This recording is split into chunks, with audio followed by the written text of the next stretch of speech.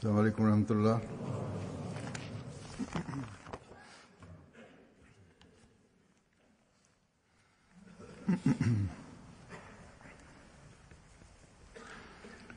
أشهد أن لا إله إلا الله وحده لا شريك له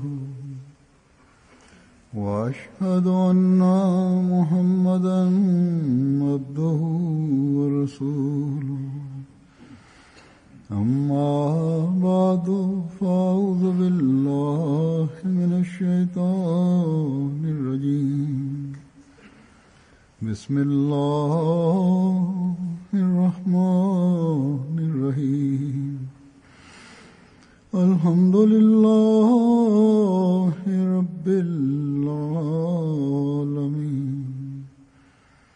الرحمن الرحيم مالك يوم الدين إياك نعبد وإياك نستعين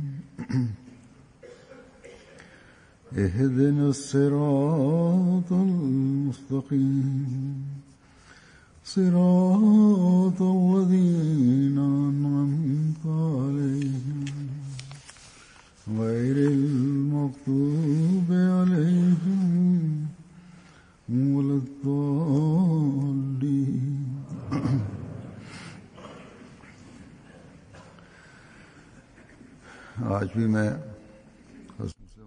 J'évoquerai aujourd'hui certains récits du deuxième calife de Hadrat Muslim Maud, des récits qui nous éclairent sur certains aspects de la vie du Messie premier l'Islam, des récits qui nous éclairent aussi sur certains aspects notables de la vie du deuxième calife.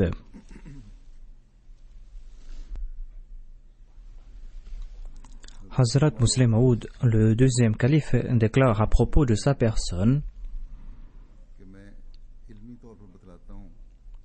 il dit, je n'ai pas accepté le Messie premier l'Islam parce qu'il était mon père.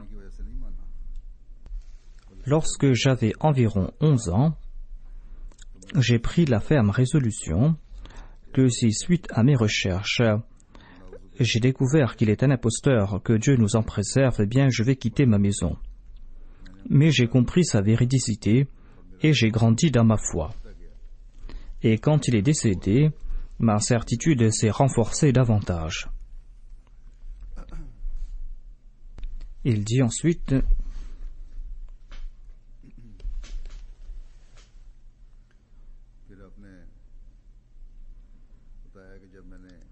quand je lui ai prêté allégeance à l'âge de 10 ans, eh bien, j'étais porté par tout un flot de sentiments, que je ne peux décrire.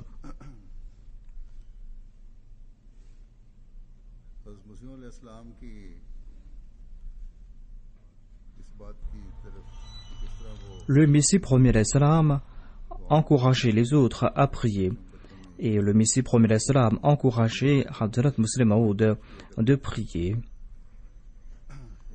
Le deuxième calife dit à ce sujet: Dieu avait révélé au Messie premier l'Islam cette parole: Ujibu kulla du'aika illa fi shurakaika. C'était une promesse faite par Dieu au Messie premier l'Islam, une promesse dans laquelle il a dit: je vais exaucer toutes tes prières sauf celles qui concernent tes partenaires.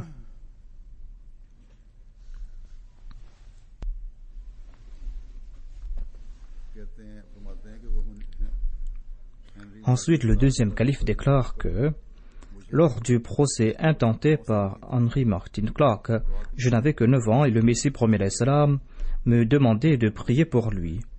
Alors que le deuxième calife n'avait que 9 ans, le Messie premier l'Islam lui demandait de prier et il demandait aussi à ses serviteurs et ses servantes de prier pour lui. Si lui, à qui Dieu avait révélé que toutes ses prières seront exaucées, croyait nécessaire de demander aux autres de prier pour lui, imaginez à quel point le commun des mortels devait être attentif à cet égard. Le Messie premier l'Islam avait reçu cette révélation au Djibou, un kulla du'aika illa fi shurakaika. Cette révélation concerne un procès que d'aucuns ignorent peut-être. Le Messie premier l'Islam priait pour un procès intenté par certains de ses partenaires, c'est-à-dire par ses proches, un procès qui concernait des biens dans lesquels il voulait des parts. C'était des biens de la famille du Messie premier l'Islam, et le frère du Messie premier l'Islam, Mirza Ghulam Qadir Saheb Marhoum, avait intenté ce procès au nom de la famille du Messie premier l'Islam. La partie adverse comprenait un représentant de l'État, qui était aussi apparenté à la famille du Messie premier l'Islam. En tout cas, Mirza Ghulam Qadir Saheb était convaincu qu'il allait gagner ce procès. Le litige concernait un patrimoine qui était à leur disposition depuis plusieurs générations et qu'il était encore jusqu'au moment du procès. Mais quand le Messie premier l'Islam a prié, il a reçu cette révélation évoquée plus haut, à savoir que je vais exaucer toutes tes prières sauf ces prières qui concernent tes partenaires. Sur ce, le Messie premier l'Islam a conseillé aux membres de sa famille de ne pas perdre d'argent sur les avocats, sur le procès, car de toute manière, il n'aurait pas gain de cause. Mais son frère était quant à lui convaincu du contraire. En tout cas, le verdict rendu par l'instance inférieure était en faveur du frère du Messie premier l'Islam. Mais quand il y a eu appel à une instance supérieure, il a perdu le procès. Le Messie premier l'Islam a dit: comment serait-il possible de remporter ce procès quand Allah avait clairement annoncé le contraire? Et il y a un autre point en référence à la prière qu'a mentionné ici le deuxième calife. Cela concernait les prières, mais il a conseillé ici certains médecins. Quand il y a ici des cas graves, c'est toute une équipe de médecins qui s'en occupe. Il en est de même au Pakistan et dans d'autres pays. Mais certains médecins croient qu'ils n'ont pas besoin du conseil des autres médecins. Et ils pensent que nous sommes en train de nous occuper d'un patient et que c'est nous qui devons nous occuper de ce patient et nous n'avons pas besoin le conseil d'un autre. Hazrat Sara Begum Saheba, qui était l'épouse du deuxième calife, Raziyat al-Anhu, est décédée lors d'un accouchement.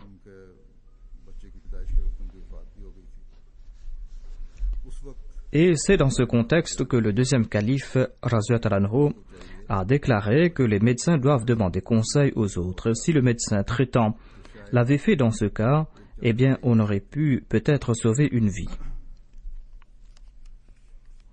C'est pour cette raison qu'il disait que si le Messie premier l'Islam, à qui Dieu avait promis d'exaucer toutes les prières, demandait quand même aux autres de prier pour lui, eh bien, si l'on a besoin d'un conseil quelconque dans sa profession, ou si l'on a besoin de prière, eh bien certainement l'on doit demander conseil, certainement on doit demander aux autres de prier pour soi.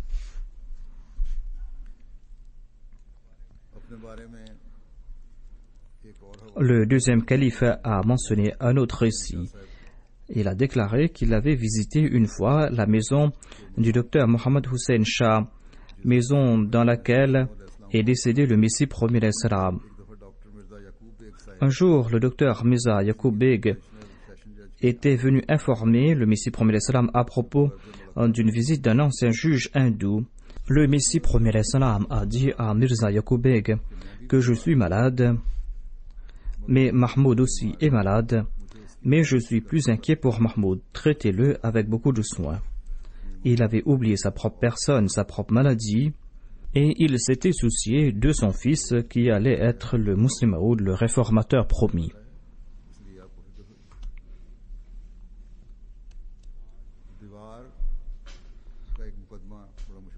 Il y a le fameux procès du mur qu'on avait intenté à l'époque du Messie premier l'Islam. Certains des proches du Messie premier l'Islam qui lui étaient hostiles avaient érigé un mur pour interdire l'accès à la mosquée. Le deuxième calife déclare à ce sujet: J'étais enfant à l'époque, mais je me souviens très bien que certains membres de notre famille enfonçaient des pieux dans la voie menant à la mosquée afin de faire trébucher les invités qui empruntaient la nuit cette voie pour partir à la mosquée. Et quand nous enlevions ces pieux, ils se bagarraient avec nous. Je me souviens aussi du mur qu'avaient érigé les adversaires du Messie premier alayhi salam. Certains Ahmadis étaient fort en colère et ils ont voulu démolir le mur. Mais le Messie premier alayhi salam a dit qu'il nous incombe de faire preuve de patience et de respecter la loi. Durant mon enfance, dit le deuxième calife, par la grâce de Dieu, j'étais récipiendaire de rêveries. J'ai vu en rêve qu'on était en train de démolir le mur brique par brique. Et on lui aurait dit qu'il avait plu avant cet incident. Et j'ai vu en rêve que le premier calife venait de la mosquée. Il dit, cette scène s'est réalisée à la lettre quand nous avons remporté le procès et quand on a démoli ce mur. Ce jour-là, il avait plu un peu, et quand le premier calife est retourné de la mosquée après son dars, on était en train de démolir le mur. J'étais debout là-bas. J'avais informé le premier calife à propos de mon rêve avant son accomplissement. Et en me voyant, le premier calife a dit, « Mian, vois, ton rêve est en train de s'accomplir. »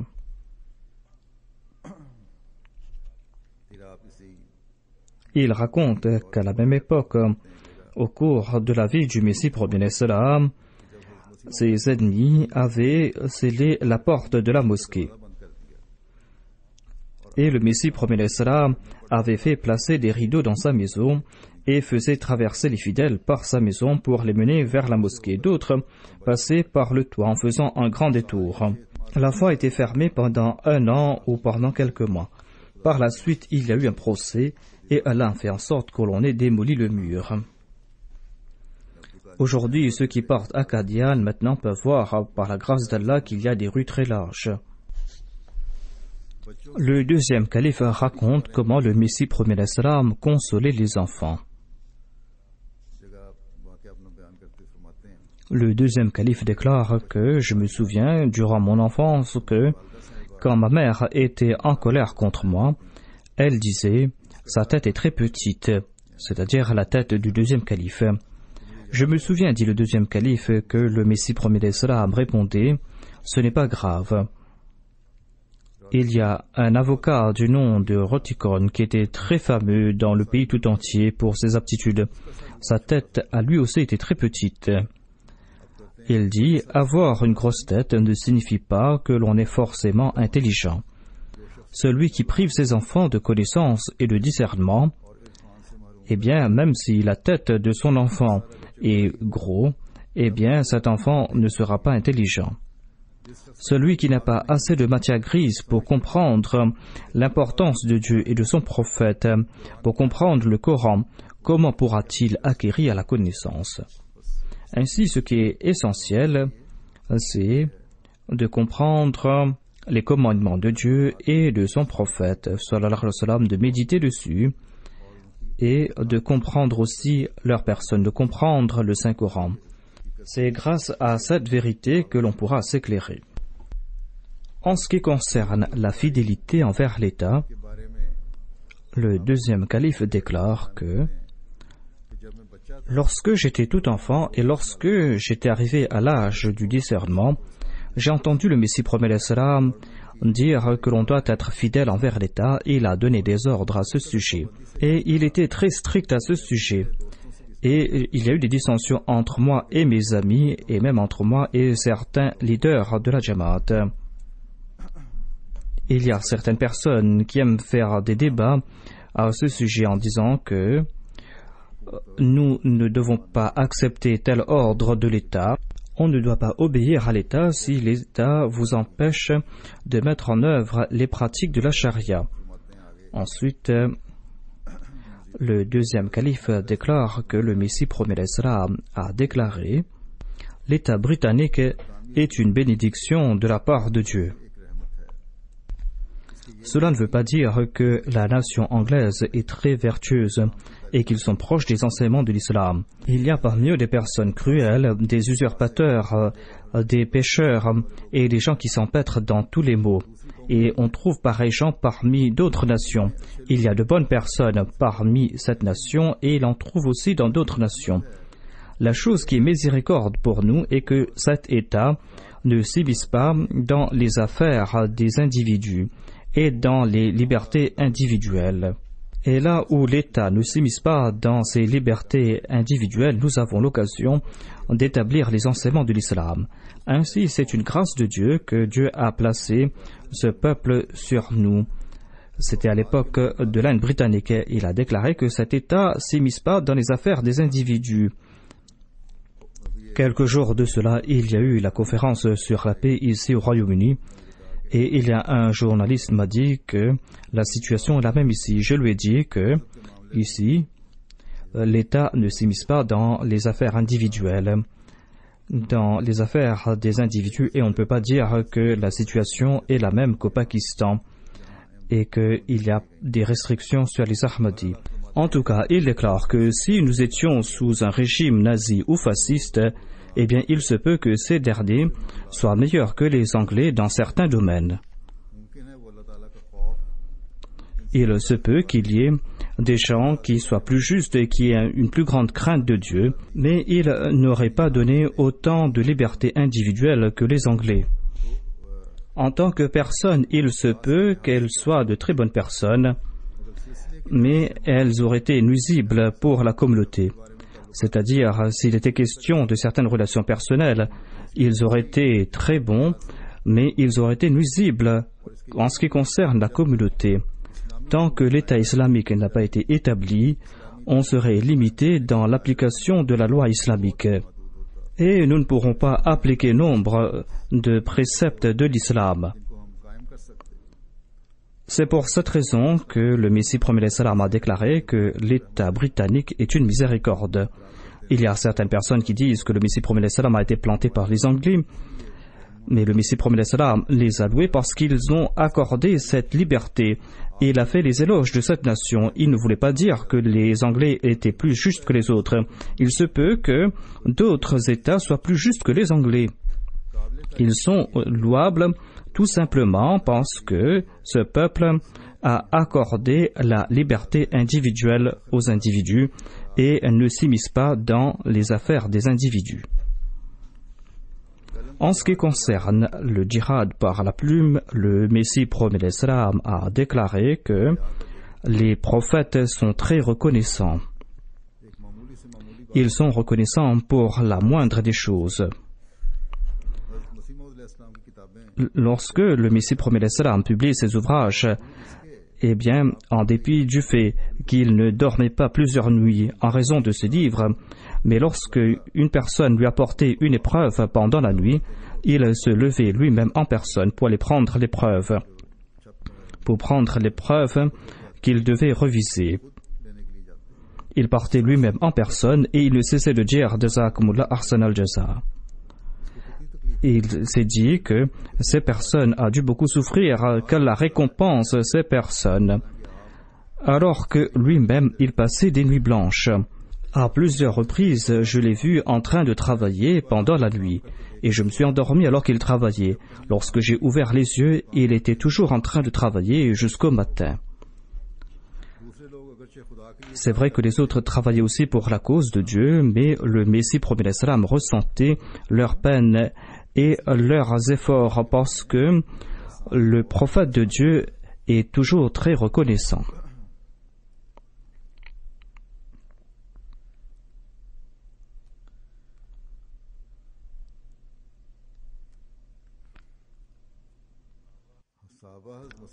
Les compagnons du Messie promet l'islam respectaient le Messie promet l'islam. Ils étaient très respectueux à l'égard du Messie promet l'islam et ils n'enduraient pas que l'on soit irrespectueux à l'égard du Messie promet l'islam. Le Muslim Maud a évoqué un incident à ce sujet. En évoquant cet incident, il a attiré l'attention des jeunes et il leur dit que ils doivent respecter les étiquettes de l'islam, ils doivent être vigilants à cet égard. Il a dit dans un de ses sermons que j'ai vu que l'on n'enseigne pas les étiquettes de l'islam aux jeunes. Les jeunes se passent les bras les uns autour des autres avec grande familiarité et ils n'ont pas honte de le faire devant moi. Tout cela parce qu'on ne leur a pas enseigné que c'est quelque chose de mauvais. Leurs parents ou leurs enseignants n'ont pas été vigilants concernant leur réforme, alors que cela a un effet profond sur la vie de l'homme. Certaines personnes ont eu un effet profond sur moi dès mon enfance, et cet effet perdure jusqu'à présent. Et lorsque je me rappelle de ces incidents qui concernent ces personnes, eh bien je prie pour ces personnes. Une fois, j'ai appuyé mon coude sur l'épaule de quelqu'un, et Master Qadir Bakhsh, qui était le père de Maulvi Abdurrahim Dard, me l'a interdit, et il m'a dit que c'est quelque chose de très mauvais. J'avais 12 ou 13 ans à l'époque. Mais lorsque je me souviens de cet incident, je prie pour cette personne. Je me souviens aussi d'un incident qui concerne le gouverneur d'une province qui était de Muradabad. Le deuxième calife a déclaré que ma mère est de Delhi. Et à Delhi et à Lucknow, on s'adresse aux autres en utilisant la deuxième personne. On utilise tu ou toi. Étant donné qu'il n'y avait pas d'aîné de notre mère ici et que l'on n'a jamais entendu notre mère utiliser vous ici, c'est pour cette raison que jusqu'à l'âge de 10 ou 11 ans, j'utilisais le pronom tu pour le Messie premier alayhi salam. Qu'Allah accorde son pardon à cette personne, qu'Allah exalte son statut. Cette personne s'appelait Mohammad Ayoub Khan de Muradabad. Il y avait ce procès à Gurdaspur. Et un jour, je me suis adressé au Messie premier salam en utilisant ce pronom toi ou tu. Mohammad Ayoub Khan m'a appelé dans un coin et il m'a dit: vous êtes le fils du Messie premier salam et nous devons vous respecter. Mais souvenez-vous de ce point. On utilise la deuxième personne pour quelqu'un qui nous est égal, mais pas pour nos aînés. Et je ne peux pas endurer le fait que vous utilisiez le pronom tu ou tum pour le Messie premier salam. Voilà la première leçon qu'il m'a donnée. Ainsi, nous devons nous aussi être très vigilants concernant les étiquettes de l'islam. Cela concerne en particulier ces jeunes qui passent dans les émissions de la MTA. Généralement, par la grâce de Dieu, ils préparent de très bonnes émissions. Mais il y a une émission qui est préparée de Rabwa et qui passait sur la MTA. Il y avait un missionnaire, un Waqf-e-Zindagi, qui était dans cette émission. Tout d'abord, la manière de s'asseoir dans cette émission était inconvenante. On s'assoyait sur des chaises et on s'écartait les jambes. On ne portait pas de chapeau, on ne s'asseyait pas avec dignité, on bougeait à droite et à gauche. Ce genre d'émission de Rabwa est inacceptable. C'est pour cette raison que la MTA du Pakistan doit être vigilant à cet égard. L'émission peut être très bonne, mais si le présentateur n'est pas bon, eh bien, on ne va pas passer cette émission. C'est pour cette raison que cette émission ne va pas être diffusée. Et les missionnaires en particulier doivent être très vigilants à cet égard. Ils ont une certaine dignité. Et ils doivent comprendre que nous devons maintenir cette dignité. Si un jeune de ce monde agit ainsi, eh bien, l'on pourra tolérer cela. Mais si un missionnaire agit ainsi, l'on ne pourra pas tolérer pareille action de sa part. Certaines personnes m'ont écrit à ce sujet. Ils ont attiré mon attention à ce sujet. Tout le monde ressentait cela, à savoir que c'était une émission qui venait de Rabwa, et dans cette émission, il y avait manque de dignité.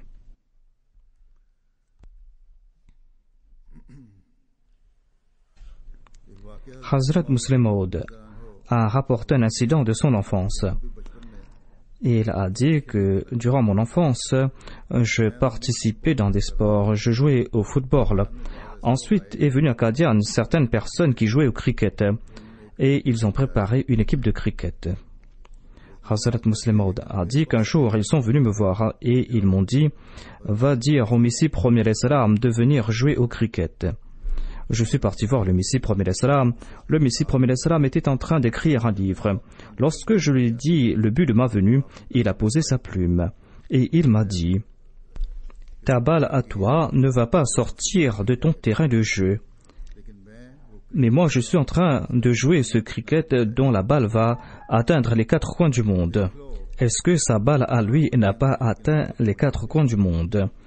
Il y a des gens qui le connaissent aux États-Unis, en Angleterre, en Suisse, au Moyen-Orient, en Afrique et en Indonésie. L'État philippin nous interdisait d'envoyer des missionnaires. Mais quelques jours de cela, j'ai commencé à recevoir des bayras, des conversions de ce pays. Quelques jours de cela, j'ai reçu une lettre des îles Philippines. Une personne qui a dit que l'on doit considérer sa lettre comme sa lettre de Bayram et de lui envoyer des littératures. Cela date de l'époque du deuxième calife. Cette personne a dit que lorsque je sais qu'il y a quelqu'un qui est en train de servir l'islam, j'écris une lettre à cette personne. Ainsi, il a déclaré que j'ai écrit aussi à l'Anjuman Ishat Islam Lahore. J'ai aussi écrit une lettre à la mosquée de Londres. J'ai aussi écrit une lettre à la mosquée de Washington. Ainsi, nous n'avons pas de missionnaires aux îles Philippines. Mais il y a des gens qui sont intéressés par l'Ahmadiyya.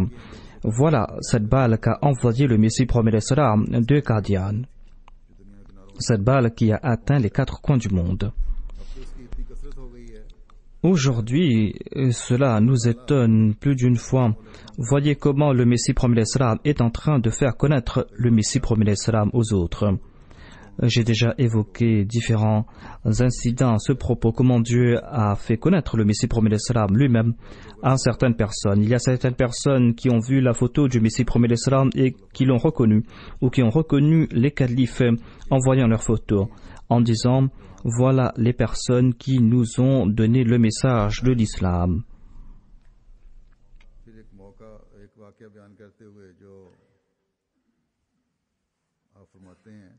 Ensuite, le deuxième calife a déclaré que l'on ne pourra acquérir aucun honneur sans faire des efforts pour la foi ou sans faire des efforts pour ce monde. Le Messie premier salam avait l'habitude de dire qu'à notre époque, Dieu a lié tout honneur avec ma personne. C'est-à-dire qu'à notre époque, l'époque du Messie premier salam, tout honneur est lié avec la personne du Messie premier salam. Celui qui sera honoré sera soit mes suivants ou soit mes opposants. C'est-à-dire, si les opposants seront honorés, ils seront honorés en raison du Messie premier salam. Le Messie premier salam a déclaré « Regardez le Maulvi Sanaullah, il n'est pas un grand mollah. Il y a des milliers de mollahs comme lui en Inde. Et dans le Punjab, s'il a été honoré tout simplement parce qu'il s'est opposé contre moi. Qu'il accepte ce fait ou pas, mais la réalité est telle. À savoir que c'est en s'opposant à nous ou c'est en nous soutenant que l'on sera honoré. Mes opposants, mes ennemis seront honorés à cause de moi, dit le Messie premier salam. En expliquant cela davantage, il déclare que tant qu'on n'atteint pas à la perfection, l'on ne va pas recevoir de prix. En acceptant la religion ou la foi, on reçoit des avantages des plus parfaits. Le Messie premier salam disait que celui qui pourra profiter de nous est celui qui aura une relation très proche avec nous. Soit que l'on doit s'opposer contre nous, bec et ongle, à l'instar de Maulvi Sanaullah. Quant aux autres petits mollahs, personne ne s'en soucie. Ou pour être honoré, l'on doit faire preuve d'une grande sincérité à notre égard. Mais aujourd'hui, même les petits mollahs ont fait de l'opposition contre le Messie premier salam leur fonds de commerce. Leur gagne-pain, c'est l'opposition contre le Messie premier salam. Il dit qu'une relation superficielle n'est d'aucun avantage. C'est la perfection qui accorde des avantages. Sans cela, l'homme sera privé des faveurs divines. Si l'homme se dit que j'ai mis ma barque à l'eau et que maintenant je me tourne vers Dieu,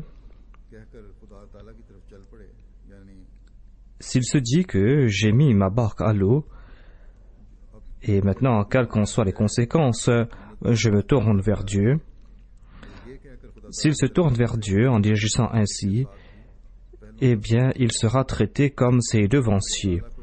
Allah n'a aucune inimitié à l'égard de personne.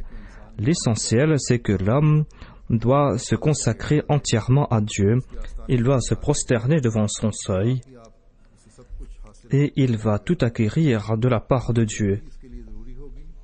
Et il va recevoir ce progrès de la part de Dieu. C'est pour cette raison que tout Ahmadi doit se souvenir de ce point, à savoir que l'on a accepté le Messie premier l'Islam et que maintenant on doit se tourner entièrement à Dieu.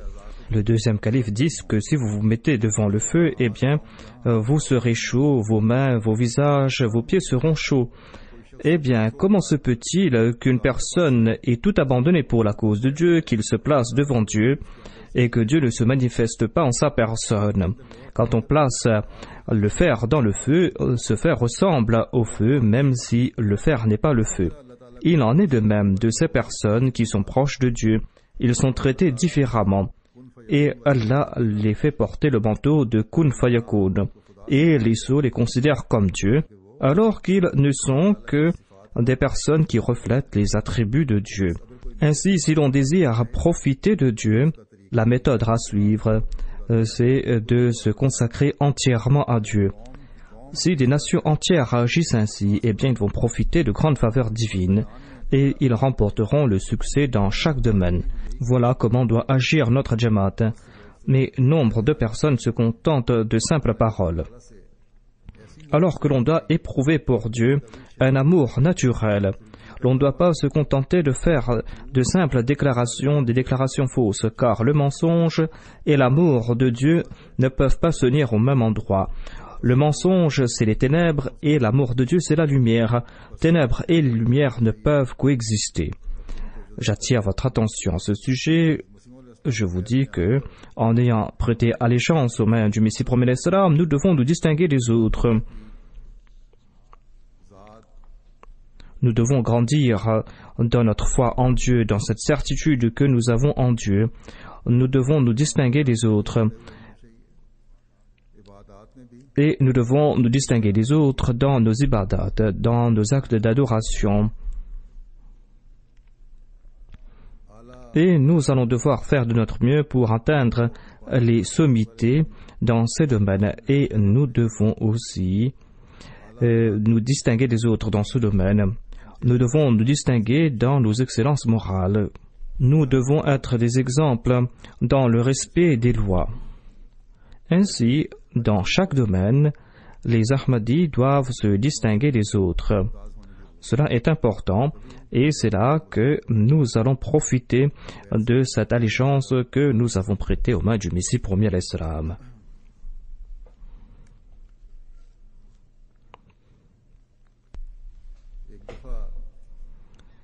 Il y a certains incidents qui concernent la bienfaisance du Messie premier l'Islam. Il y avait un officier qui était venu voir le Messie premier l'Islam concernant les habitants de Qadian. À Qadian, il y avait des hindous, des non-ahmadis et les autres, des personnes qui avaient de l'hostilité contre le Messie premier l'Islam et qui portaient plainte auprès de l'État contre le Messie premier l'Islam, des plaintes qui n'étaient pas fondées. En tout cas, un jour, un officier de l'État s'est présenté à Qadian. Cet officier a dit au Messie premier l'Islam que ces personnes sont vos concitoyens, vous devez les traiter avec aménité. Voilà ce qu'il a dit au Messie premier l'Islam.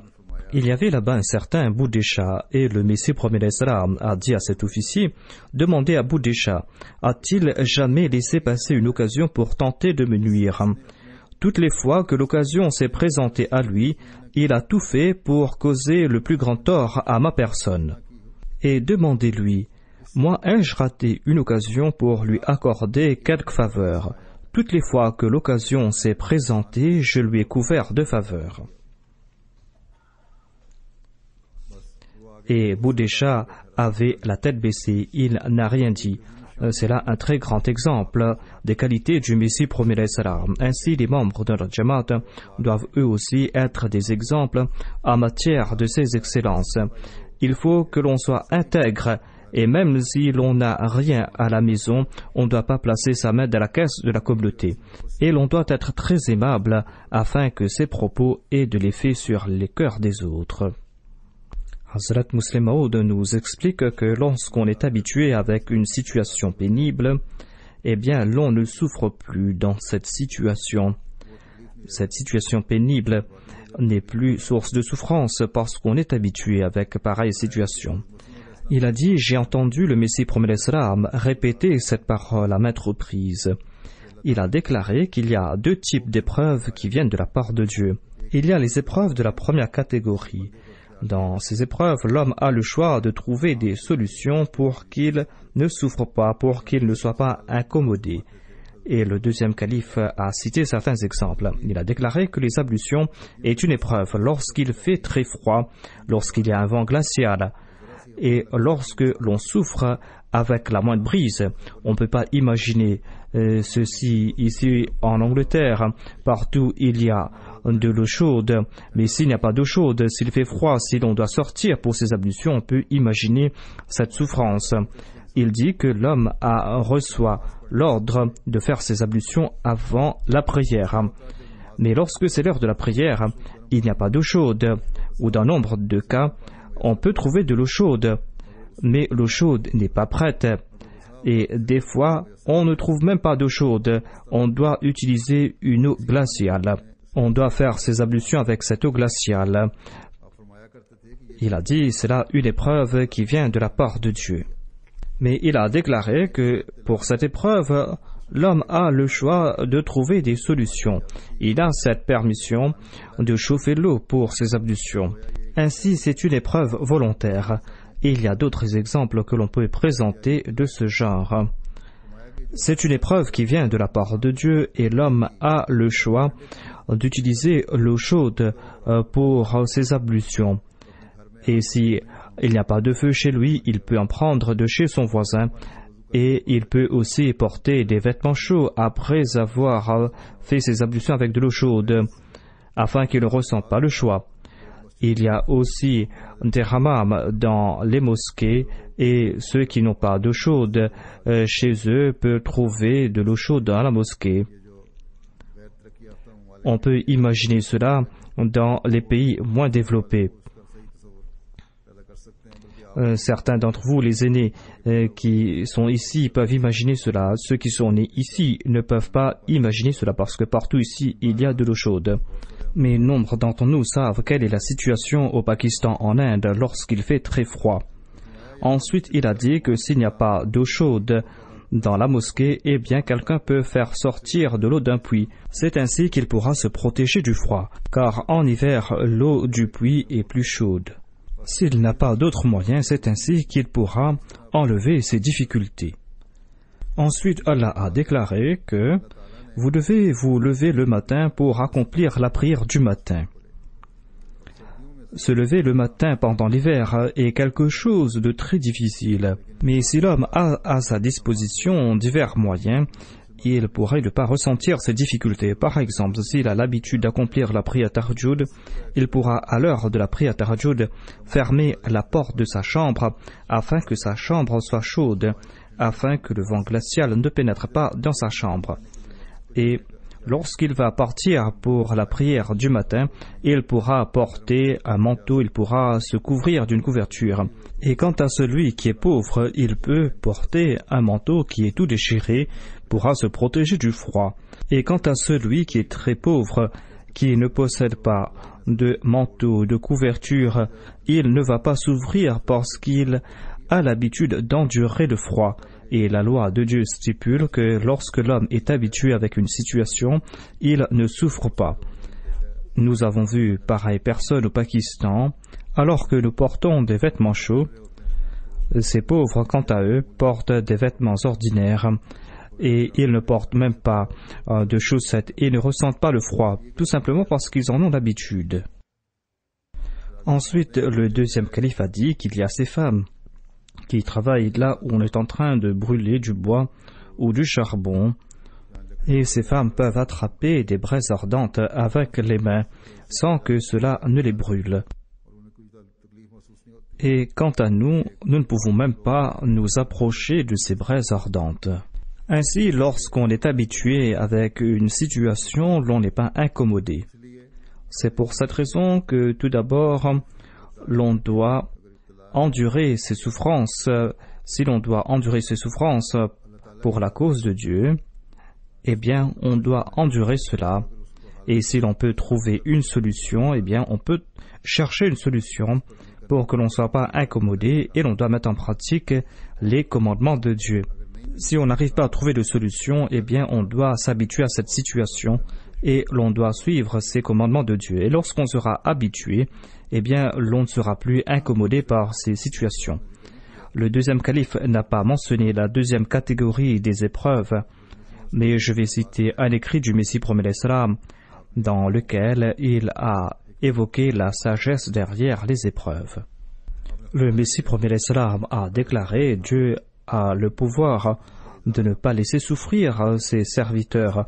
Il aurait pu leur accorder tout le confort nécessaire et ils auraient vécu comme des rois. Ils auraient toujours à leur disposition de grands conforts, mais il n'a pas agi ainsi. Il y a derrière cela de grands secrets. Les parents aiment beaucoup leurs filles. Dans la plupart des cas, les parents aiment plus leurs filles que leurs fils. Mais il y a un temps lorsque les parents doivent se séparer de leurs filles. Ce moment est un moment très difficile.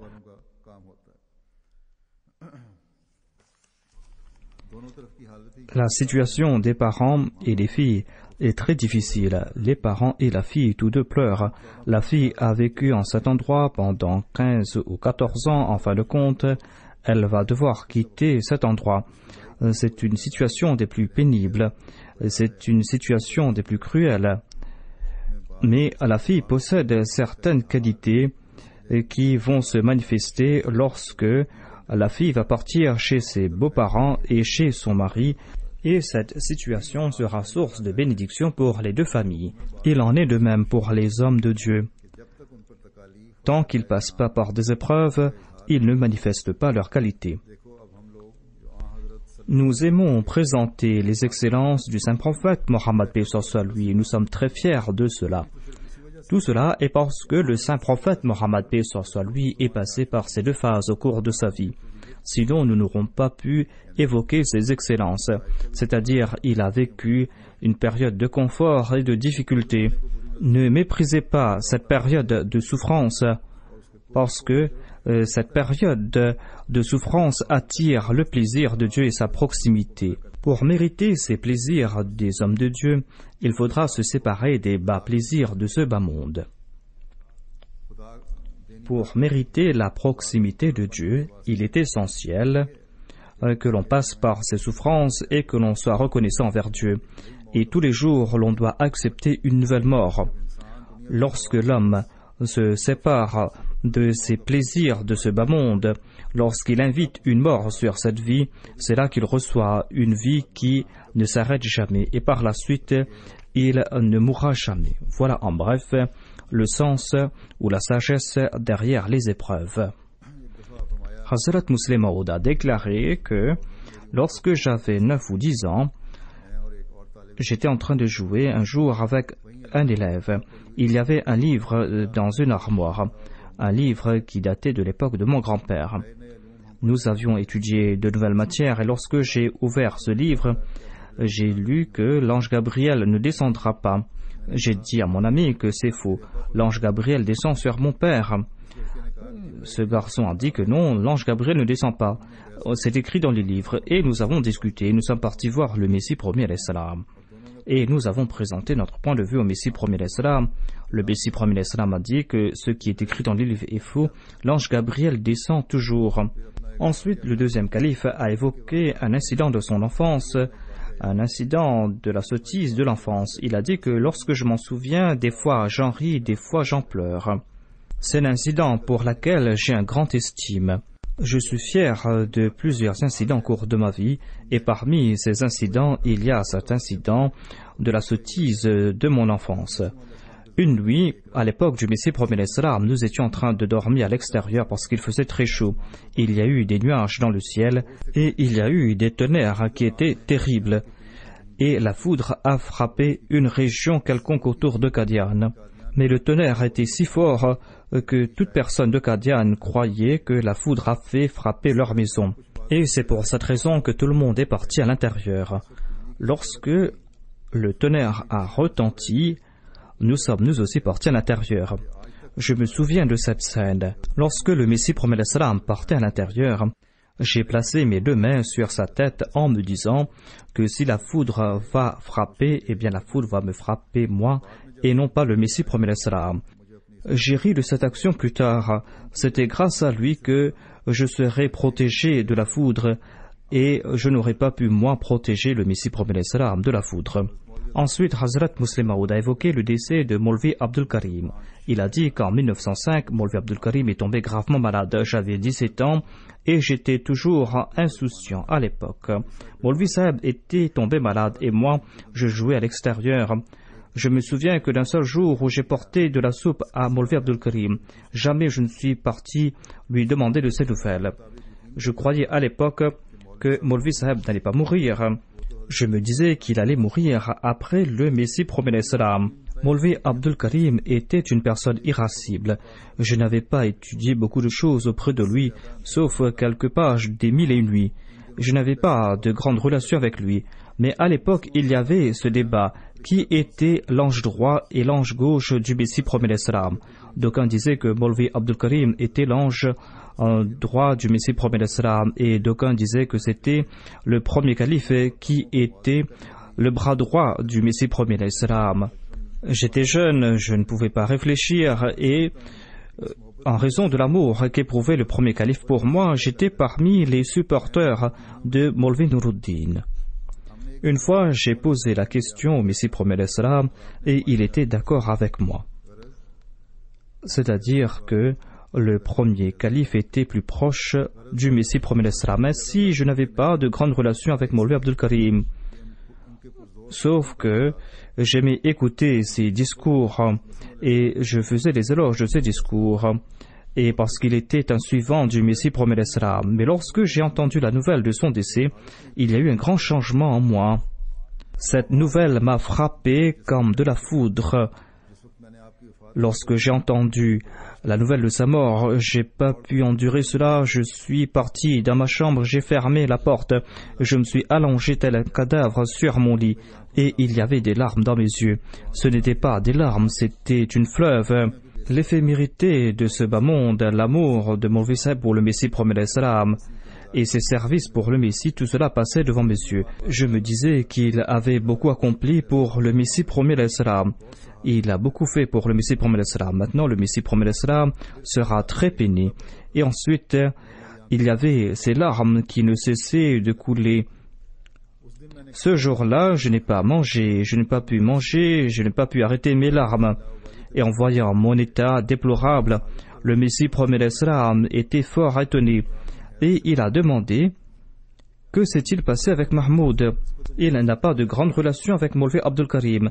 Il va tomber malade. Ensuite, Hazrat Muslim Maud a évoqué l'année 1908. Il a dit c'était une année très difficile pour moi. C'était une nouvelle période qui débutait pour moi et pour tous les Ahmadis. Cette année, celui qui était l'âme de nos corps, celui qui était la vision de nos yeux, celui qui était la lumière de nos ténèbres s'est séparé de nous. Ce n'était pas une séparation, c'était le jour dernier. La terre s'écroulait sous nos pieds et le ciel a été ébranlé. Ce jour-là, je n'ai pas mangé, je ne suis pas soucié de ma nourriture ni de mes vêtements. Je me suis dit que même si tout le monde devait abandonner le Messie promet le salam, moi je ne vais pas l'abandonner. Et je vais établir sa communauté dans le monde. Je ne sais pas jusqu'à quel point j'ai respecté cet engagement, mais telle était mon intention. Et j'ai toujours travaillé selon cette intention. Aujourd'hui, par la grâce de Dieu, toute personne au sein de la Jamaat, toute personne qui se joint à la Jamaat, témoigne qu'il a respecté cet engagement. Au contraire, il nous a guidés comment respecter nos engagements, qu'Allah fasse que nous puissions nous aussi respecter les nôtres. Après la prière de Juma, je vais diriger la prière funéraire de 2 personnes. Est-ce que la dépouille de la personne est présente?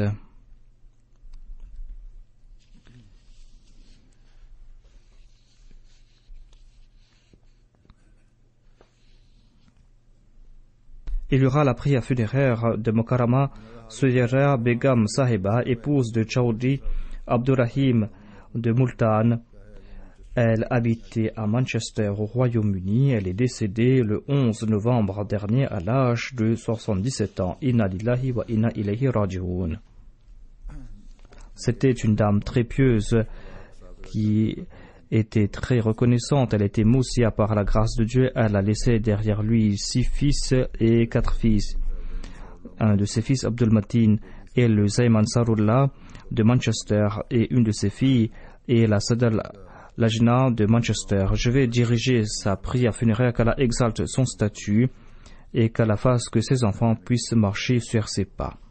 Ensuite, il y aura la prière funéraire de Mukarram Mahmoud Abdullah Shabouti Saheb du Yémen. Shabouti Saheb est décédé le 9 novembre 2014 après une longue maladie. Inna lillahi wa inna ilayhi raji'un. Son père l'avait envoyé à la Jamia Ahmadiyya Rabwa pour ses études, où il a passé son examen de Maulvi Fazil, et il a été envoyé au Yémen comme missionnaire après Mukarram Ghulam Ahmad Saheb. Le défunt est né le 24 mai 1934. Son père, Mohammad Ousmane Ashabouti, est le premier Ahmadi du Yémen. Il a accepté l'Ahmadiyya par l'entremise de Mukarram Ghulam Ahmad, le premier missionnaire du Yémen. Son père l'a envoyé en 1952 pour étudier à la Jamia Ahmadiyya de Rabwa, et il a fait les études de Maulvi Fazil.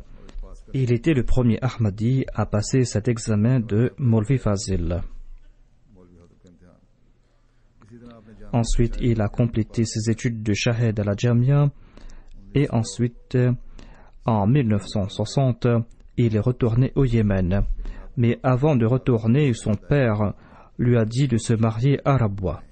Ensuite, le département Tahrik Jadid a organisé son mariage avec la fille de Mukarram Sayyid Bashir Saheb, qui s'appelle Nasrin Shah Saheb.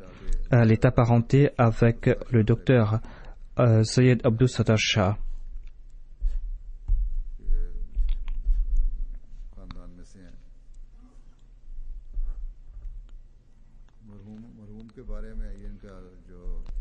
Le fils du défunt raconte que tous les étudiants de la Jamia accomplissaient leurs prières à la mosquée Mahmoud dans le quartier de Tahrik Jadid,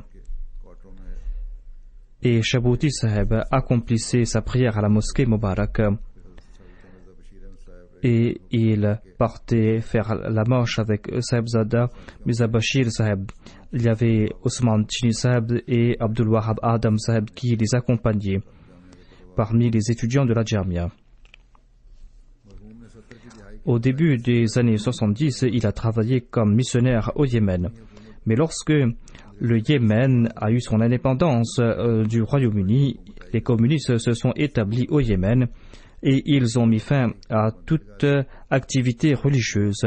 C'est pour cette raison qu'il a dû cesser toute activité de la Jamaat. Mais il s'occupait toujours de l'administration de la Jamaat et des affaires financières de la Jamaat. Il dirigeait la prière dans une mosquée de l'université d'Aden. Cette mosquée appartenait à un Ahmadi. Après son décès, les parents de cette personne ont repris cette mosquée. Et il a donné cette mosquée à la famille qui n'était pas Ahmadi. Et Shabouti Saheb a utilisé sa maison comme mosquée. Ils ont accompli la prière là-bas. Et il ne demandait pas à la Jamaat de fournir aux dépenses de la communauté, c'était lui-même qui payait tout de sa poche. Il ne prenait rien du budget de la Jamaat et il envoyait toutes les cotisations directement au centre. Il avait reçu un terrain à Rabwa et Shabouti Saheb a offert son terrain à la Jamaat.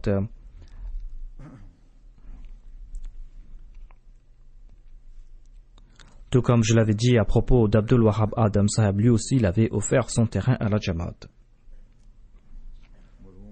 Le défunt a inspiré l'amour pour le califat dans le cœur de ses enfants. C'était une personne très sincère.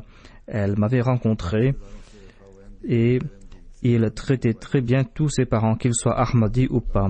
Il rencontrait tous ses parents, qu'ils soient Ahmadi ou pas.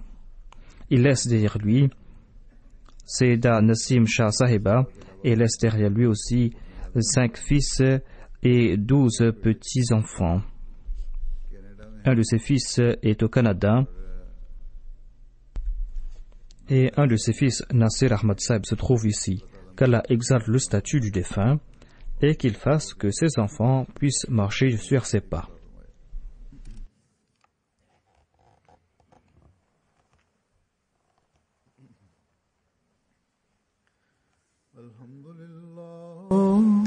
Alhamdulillah, nahmaduhu wa nasta'inuhu wa nastaghfiruhu wa nu'minu bihi wa natawakkalu alayhi wa na'udhu billahi min shururi anfusina wa min sayyiati a'malina.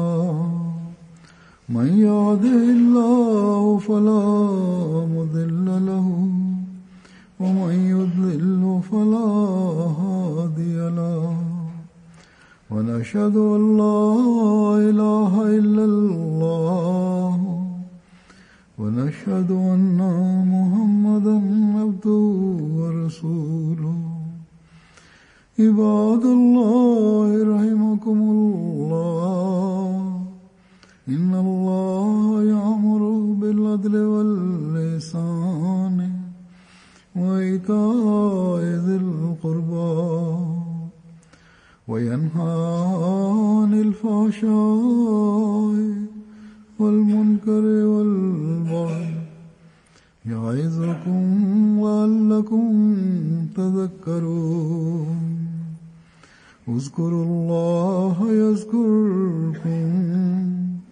وادعوه يستجب لكم ولذكر الله